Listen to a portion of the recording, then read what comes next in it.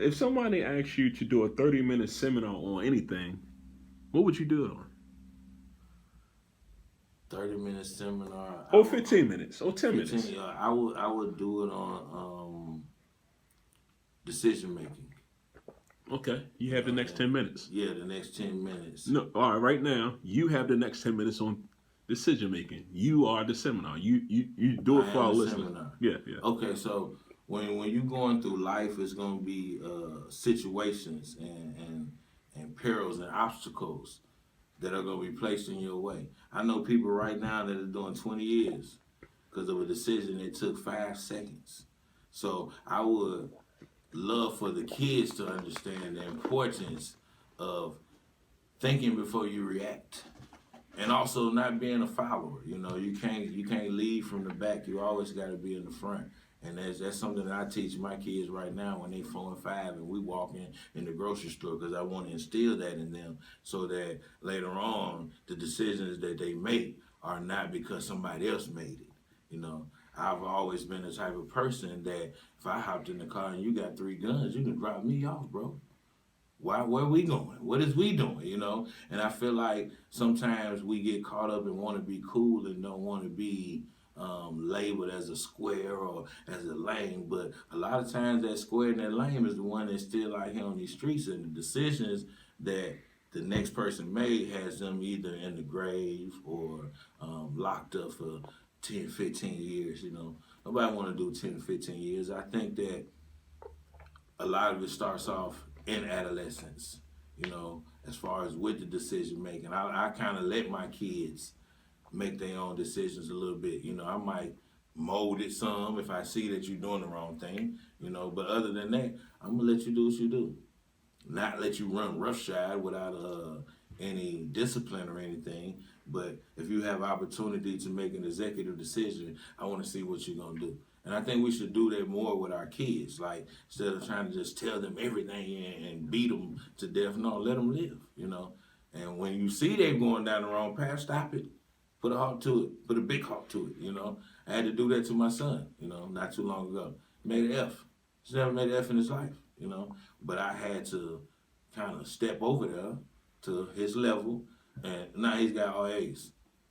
So it's kind of like I let him breathe a little bit. He's in ninth grade, so I let him breathe a little bit, let him flourish, and you want to flourish the wrong way. You know what I'm saying? So it was times when even when I was growing up, and some of the decisions that I made, like when I was in high school and everybody wanted to, run around, get high, and, rob places. And, I knew then, though, that I knew right from wrong, and I knew that this right here could get me locked up. And I want to be able to be the one that, even though I've never been to prison, I've been in plenty of jails, but I don't want my kids to ever have to go to a jail. I don't want your kids. I don't want nobody else's kids to ever have that experience of being in jail because you made the wrong decision. You know what I'm saying? It's kind of real quick, like when you do it. You don't see that, okay, I hopped in this car with this person knowing he was going to go shoot this person, and now I'm locked up for 20 years. I had nothing to do with that. You feel me? But my decision to get in there, knowing what was going on, led to that. And it's too many times that we don't ask questions, or we get caught up in the video, hip hop culture, the entertainment, the TV, narcos, and you want to be young Dolph. You understand me? But Dolph ain't hustling like that no more. You understand me? Dolph has got his life together.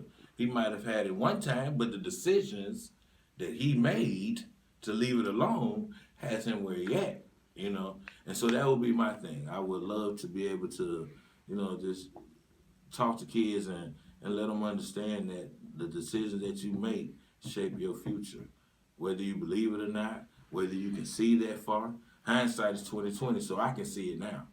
I can see the decisions that got me here, and I can see the decisions, even my brother, my cousins, the ones who've been to prison, I can see the decisions they made that got them where they at. And they have been back 3, 4 times. So that means that they have not learning that from their mistakes, you know. And so it's something that I want to be able to teach the next generation, that you can do it.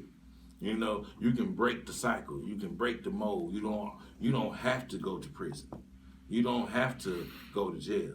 You know, jail is nothing for real, man. Not for real. You know, the times I have been, it was, you know, traffic tickets. I got caught with something one time because the decision that I made to go drive something for somebody else had nothing to do with me, you know, but I put myself in that situation, you know. And when you make those decisions, you be feeling like everybody else is real, but nobody had nothing on my bond. I didn't tell on nobody. I had to go. They told me you can tell and you can go out the back door right now, Mr. Fitzpatrick. I said, no, go on, send me to my cell. You feel me? Make the phone call. Hey, bro, y'all gonna come get me? Nobody answered the phone. So I had to make that happen myself. But the decision to put myself in that situation got me that felony. I can't blame them. You know, when I got out, they thought I was gonna be mad and try to jump on them and things, but I had kind of grips with it while I was there that I put myself here. You know, that's another thing about decision making, is you have to be accountable for the decisions that you make. You can't be pointing finger at your mama and your daddy or the white man or the Arabian man. No, you did this. You know, it's not 1954 anymore. It's 2020. The sky's the limit. Like, you can be whatever you want to be. Some people are in restricted, as far as the generation that's leading them is still leading them down the wrong path. You understand me? But the information is out there to change that, you know, if you use it. If people use the internet and people use YouTube in a way that uplifts you, instead of just watching videos or watching pranks or watching dance moves, you know, watch about financial literacy, you know, watch about credit, things that just, information is out there, you know. So those decisions that you make can have you in the depths of despair, or can have you living comfortably, you know. There was times in life where we felt like, I know you too, and a lot of people who came up in the streets felt like that drug dealer, he was the king he was king shit, gets no better than him, you know. But we didn't know nothing about the lawyer. We didn't know about the heat and air conditioning man that's been running his company 20 years. And he's living way better than him. And guess what? He ain't got to worry about the police. He ain't got to worry about the pack getting lost, you know. But his decision to go to school, learn a trade, and sit his ass down helped him out. Some of us don't understand that life it's not going to wait for you. You know what I'm saying? There's 3 things you can't get back. And that's time wasted, deeds done, and words once they're spoken. And it's all about your decision making. Good segment, bro. Good segment. I appreciate Off the cuff. I appreciate Off the you. cuff. I appreciate it. Let me, as a disclaimer, I did not know that he was going to ask me to do that. So I just throw that out there. You understand me? Yeah, man. Now, let me ask you, what influenced your writing? Tupac, Biggie, Scarface, Big Rube, Outkast, and just the stuff that I've been through in life. You know, I've been through way more than we could ever get through in an interview. You know, I know. I don't believe in a pity party. So I don't believe in posting obstacles and trials, you know, things of that nature. Like, I'm not to take a picture in the hospital type nigga. You feel me? You know what I'm saying? Like, you better not post no picture of me in this hospital. You feel me? Oh, crying. And I don't knock nobody who do it, but I just don't. You know what I'm saying? Like, you're not going to know my power finna get cut out. You know? You're not going to, they wouldn't have known that I was living in a crack house. Mm-hmm. You know what I'm saying? Just from... posted it online. Yeah, you have people, but then you have people who will walk up to you in your regular day life and just run one to you right quick just to get your sympathy. Mm-hmm. You know, I don't need that. You know. How many projects do you have out? And what project was your hardest to complete? I got 5 projects out, and the hardest one to to complete would probably be What You Mean You Ain't Nasty. And tell me why that was the hardest one to complete. Um, Before you go forward, tell me the names of the project so people can get it, and then tell me why that one was hard to complete. The first one was Floetry in Motion. The second one was Critically Acclaimed. The third one was, actually I got four. The third one was #Swaver. And the fourth one was What You Mean You Ain't Nasty. And What You Mean You Ain't Nasty was difficult to complete because I never really wrote erotic poetry until a couple years ago when I seen that there was a market for it. I didn't know it, you know. I wrote maybe kind of like love pieces, but I didn't go with full on erotic, we having sex and turned up and all that. So it was kind of, I guess it's an easy thing to do, but it was difficult for me to put my mind to writing about it, you know, because my writing was more social and conscious or stories and things of that nature. So to kind of talk about sex, maybe in a regular conversation, it was cool, but it was harder for me to get my juju going, you know, just to write it down. As good as you are, as far as Yeah, I that just sound like that's your natural thing. It's like natural in the act of things. You feel me?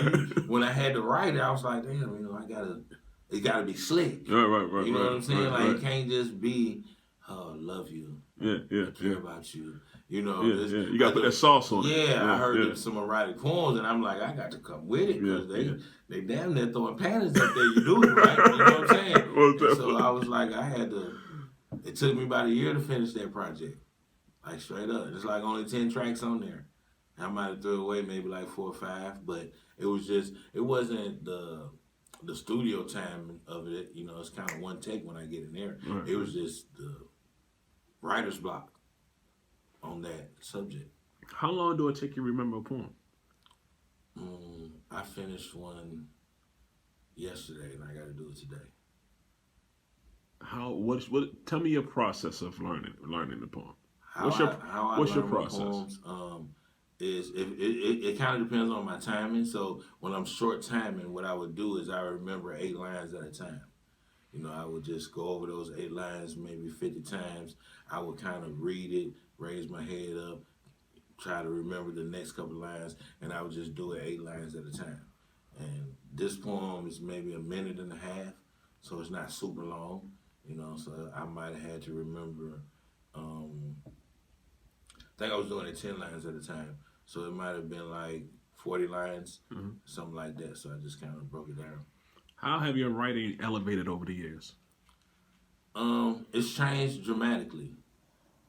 Just from different people that I've been around, places that I've been, seeing different things, you know. Because if you don't evolve, then you're not going to ever make it to where you're trying to get to, you know. It's like you stay stagnant and I feel like my delivery cannot be copied though, you know.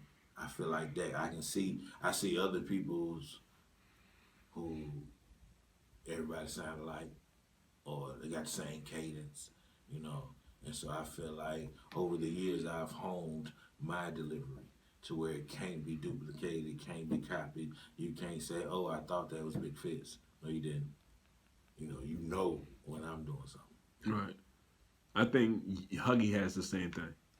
Like y'all voice. I forgot about. I didn't even say Huggy. My bad. He gave my first show. Clearly, he was one of my biggest mentors. I apologize, Huggy. Oh, he probably get to the part. Yeah, he right now just pulling his hair like, oh, for real though. Oh, for real though. That's how you gonna handle me. That's what we doing. But yeah, shouts out to Huggy Bear, man. Yeah, his voice is almost, to me, it almost sound like blues. Right. You know what I mean? Like that's that. Huggy gave me the integrity too, because it's been a couple times where, you know, I wasn't finna show up to a show. Cause I know it's smacked. I know ain't nobody in there. And Huggy like, shit, hey man, you told that dude you was coming, we going. Right. What you mean we going, nigga? I said I ain't going. You feel me? Right. Now you gotta be a man of your word, Fitz. You know, this was 7 years ago. You know, to where now I said I was coming, I'm pulling up. Most definitely. Okay, how I gotta get there. Most definitely. And not just that, if it's only like, you know how it is. It could be 1 on 100,000. It's the same shit. You know what I mean? Like, You gotta give them here. you most definitely. What's your favorite food, bro? Lasagna.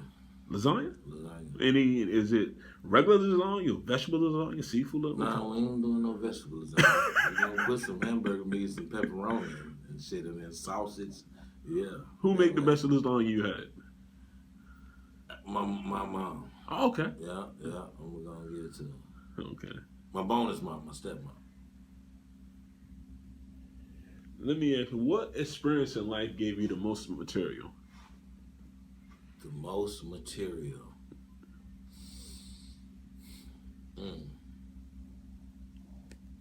Hustling. Being out here. What do you hate and love about being a poet? I hate the pay grade. Mm-hmm. Feel like it's times where, we should be getting paid more. And what I love about it is like the essence of things. It's the roots of hip hop.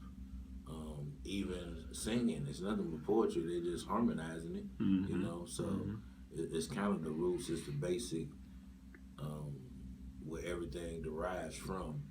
But I love the feeling that you get when you don't have no music behind you. It's completely a cappella. I can't slip. If I slip, you're going to know I slipped. Most definitely. So I love that challenge of it. Because everybody can't do it.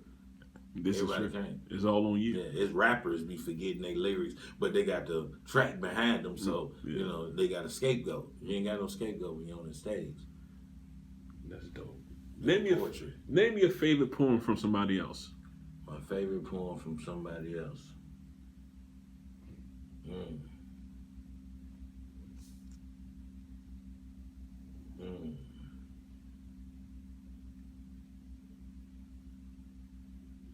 He's like, I don't listen to nobody. No, I do. I'm trying. I listen to a lot of people, but I'm trying to think of a name. Most definitely. Of the poem. You don't even gotta say the name. You can say you do if you know the intro. Do you know the beginning of the poem? I don't even know. I would say favorite poem by another poet. I got a lot of them. So somebody's gonna feel some kind of weight. It's all good. You gave a lot of people shout outs on here, bro. It's all good. I tell you what, Songbird got this one. When she we go together like peanut butter and jelly. Oh yeah, we go together like peanut butter jelly. Yeah. When she get the crowd interacting and thing. That little poem kind of. Fish and spaghetti. Fish and spaghetti. Yeah, that's the name of the poem. I think it's called Fish and Spaghetti. I think that's the name of it. Right. I like that. What's your favorite spot to perform in? It was Apache till they closed it down. Other than that, it's in Gaston, back home. What's the name of the place? We do it at the Pittman Theater in Gaston, Alabama. So that's kind of like I've been rocking there for a whole year now. So yeah, it's dope little atmosphere. I'm gonna ask you a couple more questions. I'm gonna let you go. Okay. What's your favorite poem to perform? That every time you perform this poem, like. What you mean you ain't asked? Yeah. That way. Yeah.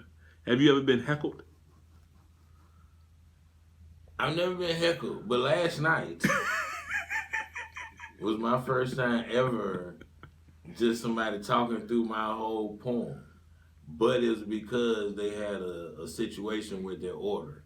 I don't really know what their situation was, but they felt some kind of way about it, and them and the waiter was going back and forth in the middle of the poem. Oh, snap. And so I was like, I kind of went to the table with the mic, I didn't look over the table. I'm just standing over it, doing my poem, and she was so locked in to whatever happened.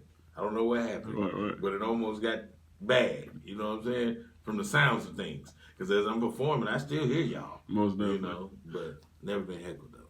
What's your worst performance? Worst performance, I did a show in Birmingham, man, and I forgot I got this poem called I Was That Nigga. It's one of my first poems that I ever did in a poetry slam, and I won with it, and I forgot it. I got halfway through it, and I could not bring it back. And the way the place was set up was like a horseshoe, so it was like walking around a circle. And so I walked around one time just talking shit to him, trying to bring it back, but I couldn't bring it back. And I just had to be like, all right, we're going to go on to the next one. But that's when I stopped getting drunk, too, though. Yes. Because if I hadn't had them 4-5 shots, I wouldn't have forgot it. Most definitely. You know. What's your favorite performance? The figure one at a time you can just have it in your head, like, you know, when you out here, you body a lot of places, but it's a spot you've been to. You had a feature or something that was just like damn near perfect. Augusta, Salmon and Grits Festival. Shouts out to Sleepy Eyes. Yeah, and my yeah. boy Dorian. Yeah, they had like 500 every year for the Salmon and Grits Festival. And you only get one poem. So you got to body it. You understand me? Yeah, yeah. And me, Tommy Bottoms, Songbird, Asia, Sleepy Eyes. It's like a pretty dope lineup, you know. A couple comedians, Poncel. And so it was a good show. So for my one poem to get the applause and the feedback that it did, I feel like I had did something that night. 500. That's dope. No cap, 500 people. How many poems do you have locked in your head right now? Maybe like 40. That's a clip. Yeah. I probably couldn't finish all of them. I could say I could probably finish 25, 30. When I came to saw you when you was at Memorial Drive, how many poems you did that night? You know what I'm talking about? Yeah, when I did my one-man show. Yes, I did 20. You did 20 poems. 10 or 20 poems that night. Yeah. Yeah. All from memory. That's dope, bro. Didn't read nothing. That's dope. What poem gave you what poem you wrote took the longest to write? You know, like some poems you could write like 5 minutes and still a killer. Some poems that take a year to get it the way you want it to be. It was one of them erotic poems. I don't know. Them erotic? Yeah, man. I can't believe that. Yeah, man. It just don't be that talking nasty and shit just don't be rolling easily. It rolls easily once I got it done, but it's just like trying to be fly with it without actually being too raunchy, you know, because it's a fine line. Have you ever seen somebody else? Have you ever seen someone else on stage and say, "Damn, I gotta get better"? When was the last time you had that feeling? It's been some years, but I tell you who it was: Sonny Patterson. Sonny Patterson from New Orleans. Animal, Beast. She performed with the baby, strapped across her, front of her. No holds barred. Stopped her poem to talk about something that was in the poem and didn't miss a beat when she went back into the poem. You know what I'm saying? She did that like twice. And most people who do that I've seen do that, they lose the crowd when they do that. You know, like, why would you do that? But it seemed like it was all part of her scheme, you know, to stop this poem right here. Let me tell y'all something. And then right back in. So I was like, wow. What's something you would tell an up-and-coming poet? I would tell an up-and-coming poet to perform as many times as you possibly can and rehearse. Because you never know when you're going to walk into a room and be asked to feature there the very next month, or somebody got another show down the road. And if you're not rehearsing, there's a possibility that you could slip up, mess up your poem. You could actually forget your poem, you know, and you only get one chance to make a first impression. What's something I didn't ask you that you want the people to know? You asked a lot of questions. We covered a lot of shit. Nah, man, just that, you know, I do this shit for real, for meats and sweets. So it's something that I'm very serious about. It's something that I don't play about. My follow-through game is strong. So if I say I'm going to be there, I'm going to be there. And other than that, you know, you just try to be humble and stay noble at the same time. How do you prepare for your shows? Like, do you have a ritual? Yeah, I throw on some little music. You know, it switches up from time to time, and then I kind of do a transformation. My mother-in-law is with us right now, so I told her last night, like, for the show start, there's a couple songs I'm gonna play. This just to get me into my mood, into my zone, you know. But other than that, that's about it. Like, there's no other ritual, but psyching myself out a little bit. I'm gonna ask you 4 more questions. I'm gonna let you go. Because I already know we've been here for a minute. Right. All right, go to full It's question. been cool though. Yeah, thank you. I appreciate you. Nigga bro. made me do a 10-minute comments in. Okay. What's your goal in the poetry realm? My goal in the poetry realm right now, I'm trying to parallel it into the doing plays. Like my play is gonna be, you're gonna have spoken word in the play, spoken word and singing. So I would love to get with a talent agency that's paying folks $1,500-$1,600 a night. If that never happens, then I'm gonna continue hosting my shows, getting my paper that way, and making my own destiny. What would you told yourself 10 years ago? Save that money, youngster. What is your greatest accomplishment in the poetry world?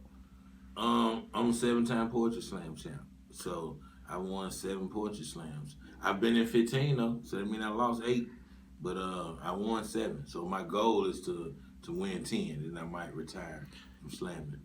You ever go to what is this? The World Slam Competition, the one that Ed Mabry and all them people being there? No, I've never. I've been to Southern Fried a couple times, and that's kind of like the Southern region nationals for the Southern region, but I've never been to nationals.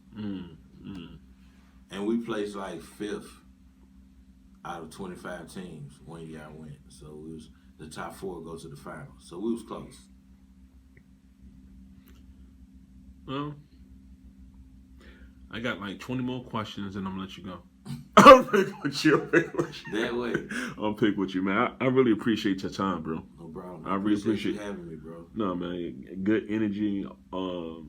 Tell people about your Instagram information. Yes, you can follow me at Big Fitz the Poet. That's BIGFITZTHE Poet, Poet. And on Facebook, go like my Facebook. It's just simply Big Fitz, BIGFITZ. I'm really full with Twitter, Snapchat, and all that. So Instagram, Facebook, follow me, see upcoming shows, see what we got popping, new videos, all that good shit. I appreciate your time. My name is Milk. We killing ignorance one conversation at a time. I salute you, Big Fitz. That way.